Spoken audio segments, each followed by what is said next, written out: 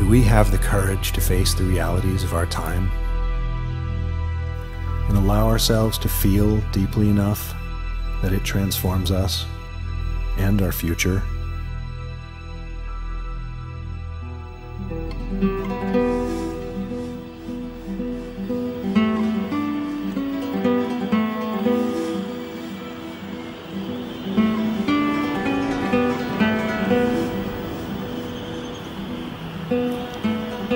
Come with me on a journey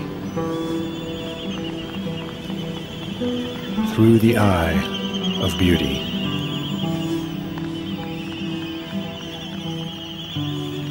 Across an ocean of grief.